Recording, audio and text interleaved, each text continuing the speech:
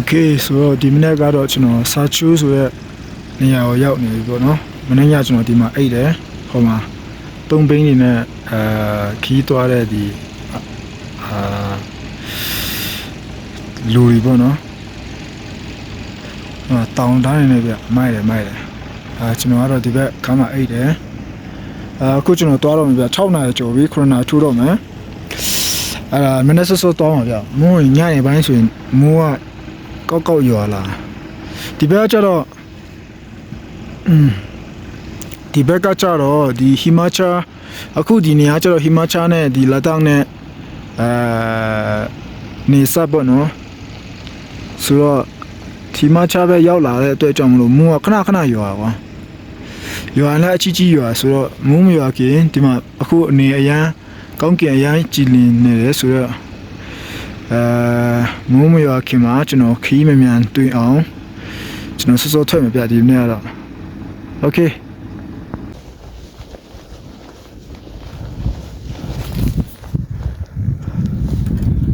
Okay ဆိုတော့ကျွန်တော်အခုမနေ့ညအိတ်ခဲ့တဲ့စာချူးဆိုတော့ရွာနဲ့ထွက်လာပြီဗျဆိုတော့အခုကျွန်တော်ဟီမာချာပရဒက်ရှ်ဘက်ကိုHimachal Pradesh ပေါ့နော် state ဘက်ကိုရောက်နေပြီပေါ့နော်ဆိုဒီနေ့ပဲတောင်တက်ရမယ်ဒါမှဒီနေ့ဖြည်းတက်ရအောင်ဒီမှာတော့တဘာဝပေပါဝင်ချင်နေပေါ့နော်အရင်အေးရတူလေးအေး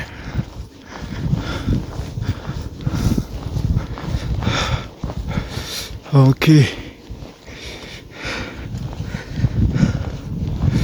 ဒီနေ့တော့ကျွန်တော်ရဲ့ဖုန်းနဲ့ပြန်ရိုက်ပြီးပေါ့နော်ဘာဖြစ်လို့လဲဆိုရင်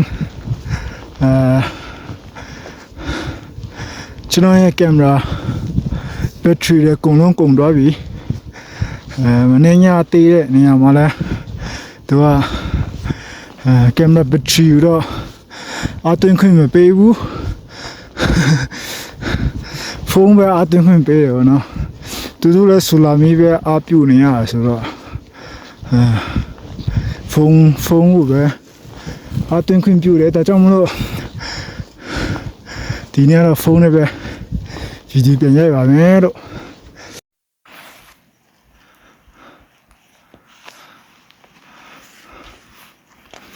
Okay ဒီမှာ landscape ကရမ်းရဒီကြောက်ထဲမှာကျတော့ရေပေါ့နော်ရေစီချောင်းစီးနေဗျပြီးရင်အဲ့ဒါလုံးဝမှကြည့်တွေ့ရတဲ့အတိုင်းပဲဒီလိုမျိုးခြိုင်ဝင်သွားပါတော့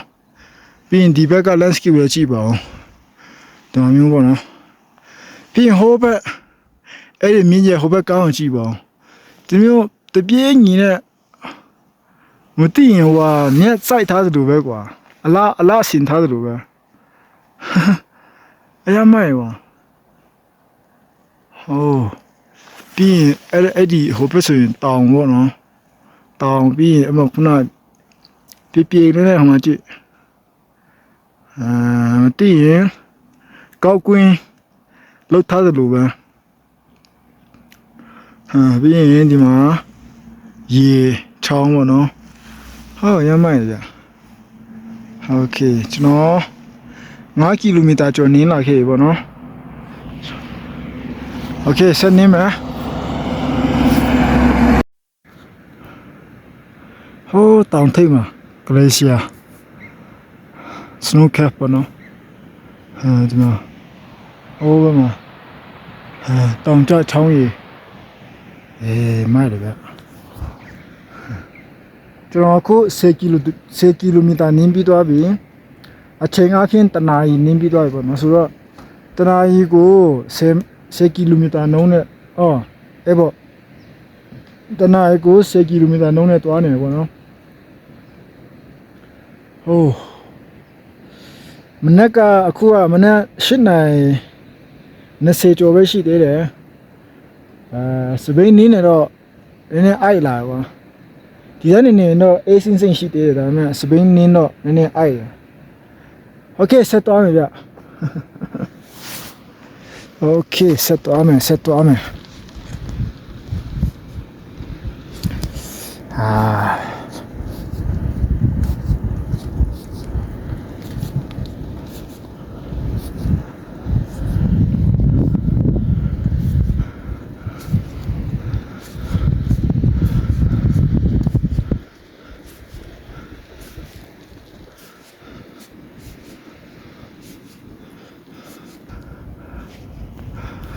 Okay ဆိုတော့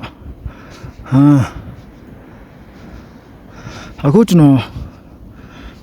ကီလိုမီတာ23ကီလိုမီတာနင်းလာခဲ့ဗျာမတွေ့တဲ့အတိုင်းပဲ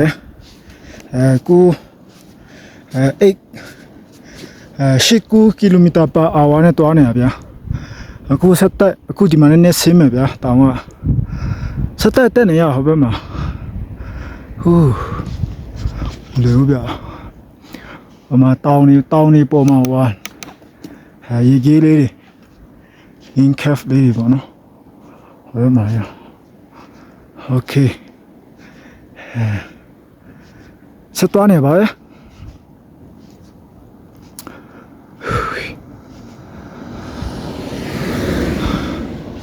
တော်မောရဗျ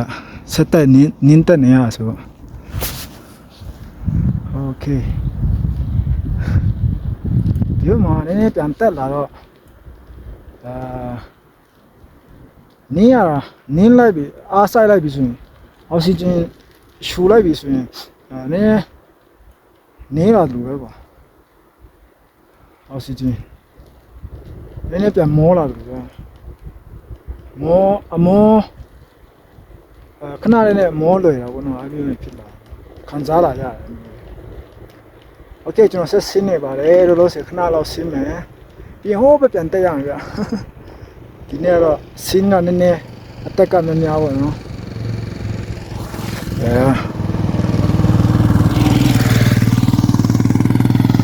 စံကြေးသမားတွေခဏဖြစ်တယ်ဒီဘက်မှာကျတော့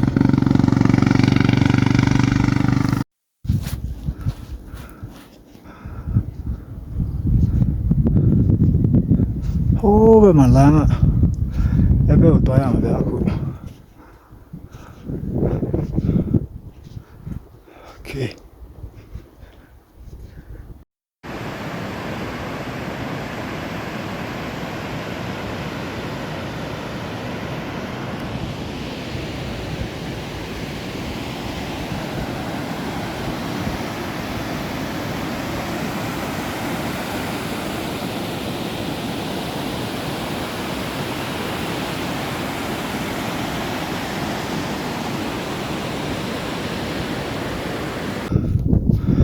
ဒီလောဆယ်ကျွန်တော်ရမောနေဗျာကားပြောတော့မှတဖြောင်းထဲမှာပြောနိုင်အောင်ဟုတ်ကဲ့ဆိုတော့လောဆယ်ကျွန်တော်ဒီတောင်ထိပ်ကိုရောက်လာပြီဗျာတောင်ထိပ်ကိုရောက်လာတဲ့မြဒီမှာတောင်ပေါ်တွေမှာမှကြည့်ရေခဲရဟိုနာရှဆက်တင်ဆက်ပေါ်နော်လေရန်တိုက်လာချမ်းလာ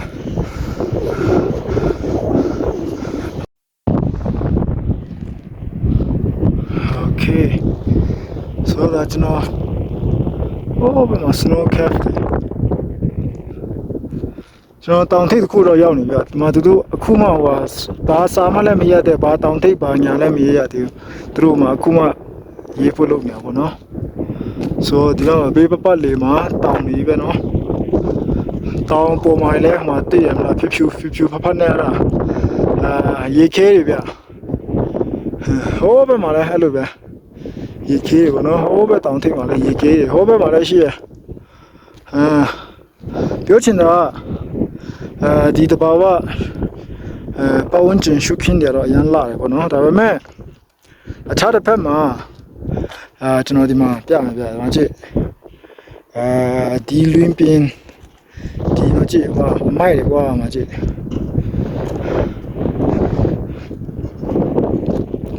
မှာကြည့်အလားအမိုက်တယ်ဟာကြည့်ရတမ်ဘူတွေပလတ်စတစ်တွေဒါတွေဘယ်သူမှမကောက်ဘူးလေနော်ဒါတွေဘယ်သူမှမကောက်ဘူး ဘူးမှလည်းလာမကောက်ဘူးကွာဒါကိုဘူးမှလည်းအချိန်ပေးမှလာမကောက်နိုင်ဘူးလीနော်ဒီမှာတခုတကယ်တော့ဟို volunteer တွေပေါ့နော် organization တခုကနေမှ activity တခုလုပ်ပြီးမှလာကောက်ရင်တော့တမျိုးပေါ့နော်အဲ့လိုလဲလာကောက်ဖို့လဲဒီလောက်အဝေးနေရာဘယ်သူမှအချိန်ပေးမှမလာနိုင်ဘူးနော်ဆိုတော့ပြောချင်တာကွာကိုအမိုက်ကိုတောင်းမယူနိုင်ဘူးဆိုရင်အဲ့ဒီအမိုက်ဖြစ်စေမဲ့အစားအသောက်တွေမတုံးဆောင်နဲ့ဗျာအဲ့လိုပဲပြောချင်တယ်ကျွန်တော်ကတော့ကိုအမိုက်ကိုတောင်းယူပေါ့နော်ဒီမှာကြည့်ဒါမကြည့်မိုက်တယ်โอ้မလာကောတော့မိုက်တယ်ပဲ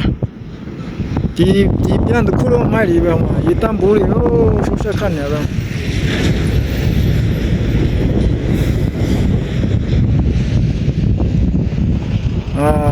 ဒီမှာမိုက်အောင်ပြီးရင်တခုကျွန်တော်တတိထားမိရတော့ဒီအိန္ဒိယနေရာမိုက်ရပြကြကွာမိုက်ရပြကြကွာသူတို့ဒီအမိုက်ပစ်တာမလားသူတို့အမိုက်ပစ်တာသမင်းစားရတာအဲ့လိုမျိုးအရန်တွေကွာသူတို့အမိုက်ပစ်တာတခြားလူတော့မသိဘူးကျွန်တော်ဆိုရင်ဒီအမိုက်ပစ်လက်ဒီလိုမျိုးဘယ်လိုပြောမလဲအမိုက်ပုံမဟုတ်တဲ့နေရာမှာအမိုက်ပစ်လိုက်ဖို့ဆိုရင်ဘယ်လိုမှမပစ်နိုင်ဘူးကွာအမိုက်ပုံရှိတဲ့အထိတော့ကျွန်တော်ရဲ့အိတ်ထဲမှာထည့်ထားတယ်မဟုတ်ရင်လည်းကျွတ်တခုမှထည့်ပြီးမှသွားပေါ့နော်အမိုက်ပုံရှိတဲ့တွေ့တဲ့နေရာဆိုရင်အမိုက်ပုံပြန်ထည့်ပေါ့နော်အဲ့လိုလုပ်ရပေါ့နော်ဒါပေမဲ့ကျွန်တော်တွေ့ဖူးတဲ့ဒီအိန္ဒိယနေတော်တော်များများကြတော့အမိုက်ကိုဖြစ်စလို့ရမ်းပစ်ကြတယ်ကွာအဲ့လိုမျိုးသူရဲ့အကျိုးဆက်အနေနဲ့ဒီမှာကြည့်အမိုက်တွေအကုန်လုံးအမိုက်တွေရှုပ်ပွားနေတယ်အဲ့လိုပေါ့နော်အရာပြီးရင်ဒီအဲ့လိုပြောလို့ဟိုအိန္ဒိယနေအရာအမိုက်ပစ်ကြလို့ပြောတော့မဟုတ်ဘူးကျွန်တော်မြန်မာနိုင်ငံမှာလည်းဒီလိုမျိုးအမိုက်ပစ်တဲ့လူတွေရှိတယ်အမိုက်ကိုပြီးစလွယ်ပစ်တဲ့လူတွေရှိတယ်ဒါပေမဲ့ကျွန်တော်မြန်မာနိုင်ငံမှာကျတော့လူဦးရေနည်းတဲ့အတွက်အမိုက်ကိုပြီးစလွယ်ပစ်တဲ့လူရှိပေမဲ့အရာမတိတာသေးဘူးလေနော်ဒါပေမဲ့မြန်မာနိုင်ငံမှာလည်းမပြောနဲ့ဗျဒီလိုမျိုးဆက်လုပ်နေတော့နောက်တိတ်မကြဘူးဆိုရင်ဒီလိုမျိုးဖြစ်လာမှာပဲဆိုတော့ဒီအိန္ဒိယနိုင်ငံမှာကျတော့လူဦးရေအများများတယ်လူဦးရေရဲ့ဒီရခိုင်လုံးများတော့အဖြစ်ကျတော့အမိုက်ကိုပြီးစလွယ်ပစ်ကြတယ်ဆိုတော့လူရောက်တဲ့နေရာမှာအမိုက်ရောက်တယ်ပေါ့နော်အမိုက်ကိုပြီးစလွယ်ပစ်တယ်အဲဆိုတော့မကြည့်တွေ့ရတိုင်းပဲအမိုက်တွေနေရာတိုင်းမှာပြန်ကျဲပြီးစလွယ်ဖြစ်နေတာပေါ့နော်โอเคဒါလည်းကျွန်တော်ကြုံသုံးလေးပေါ့နော်ကျွန်တော်ရဲ့အမြင်ဆိုတော့ပြောချင်တာကကိုယ့်အမိုက်ကိုတာဝန်မယူနိုင်ဘူးဆိုရင်ခီးမသွားနဲ့ကိုယ့်အမိုက်ကိုတာဝန်ယူခီးသွားပြီဆိုတော့အဲ့လိုမျိုးပဲပြောချင်တယ်ပေါ့နော်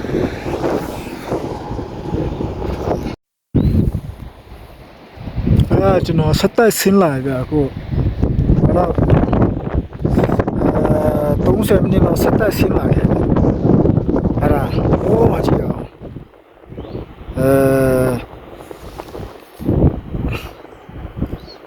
တူးတွေစိတ်တွေအိုးအများကြီးပဲအခုကျွန်တော်ဒီလမ်းတိုင်းပြန်ဆင်းရမှာဟိုးပြမကျနည်းနည်းပြန်တက်ပြီကွာစိတ်တော့မကောင်း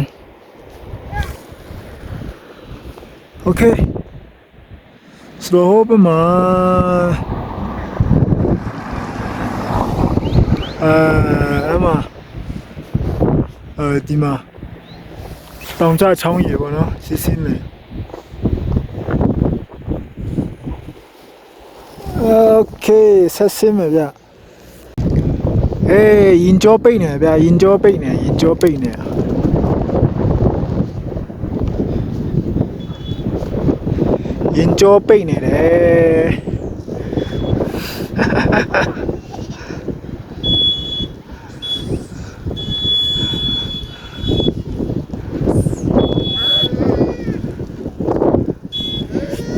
တီ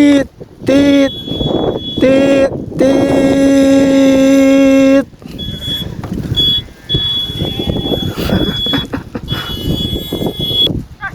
โอเค traffic in Himalaya ဟိမွန်ဒါတောင်တန်းပေါ်ဟိမွန်ဒါ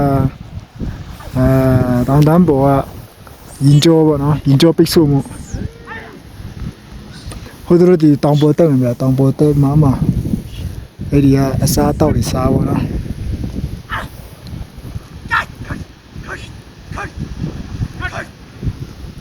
တူးတွေစိတ်တွေပေါ့နော်အခုစလုံးပဲဗျတော်များတယ်ဗျအိုး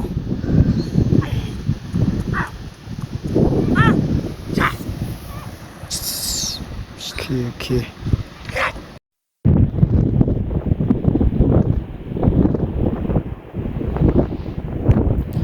အခုကျွန်တော်ရောက်တဲ့နေရာကျတော့ zigzag bar လို့ခေါ်ရနော် zigzag bar တကယ်လဲ zigzag bar ဆိုတဲ့အတိုင်းပဲလမ်းတွေက zigzag ဒီနေနော်ဟိုတောင်စိတ်ကွေးတွေမွေးလင်းနေကောက်နေဟိုဘက်မှာ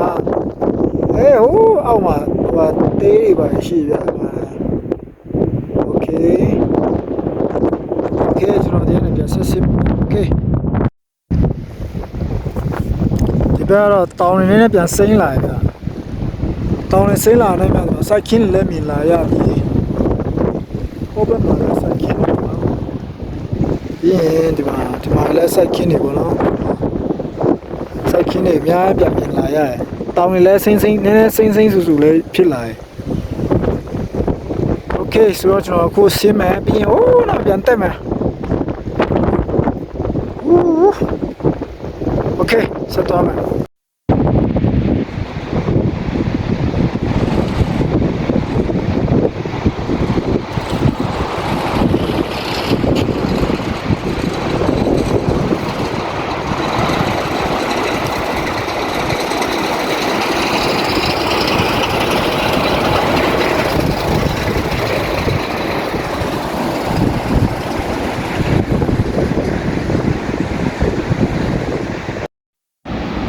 โอเคအားလုံးပဲမင်္ဂလာညနေခင်းပေါ့နော်ဆိုတော့ကျွန်တော်ဒီနေ့ဒီအပေါ်နဲ့ဆင်းလာခဲ့တာဆင်းလာမှညာအနေနဲ့မောင်းလာဆိုတော့ focus နဲ့မပြတ်ချင်လာတော့အဲ့ဒီလမ်းအဆုံးမှာgate တစ်ခုရှိတယ်အဲ့ gate မှာအစီရင်ပေးမှဒီကနေပြန်ဆင်းလာဘောနော်ဒီကနေပြန်ဆင်းလာပြီးရင်နဲ့ပြန်မှဆင်းလာအဲ့ပြီးတရားဖြတ်ပေါ့နော်တရားဖြတ်လာရင်ဒီမှာဒီဆိုင်တွေ့လို့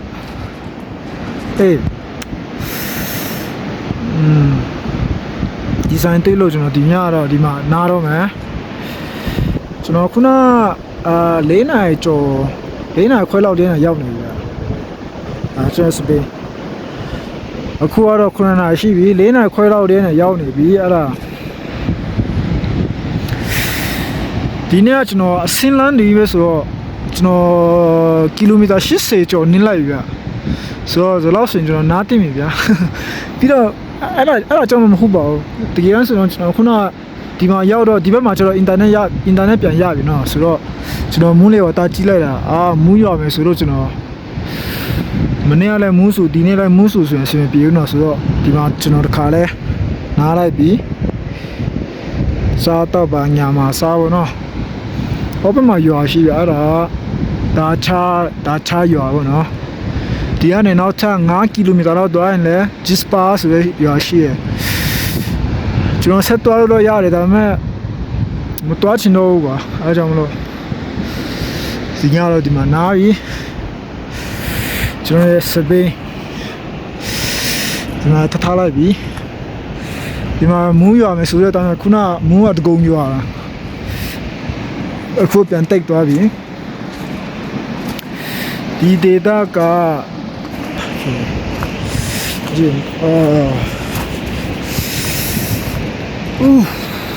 ညအေးဗျလေရလည်းတိုက်တယ်အေးတွေကြားတယ်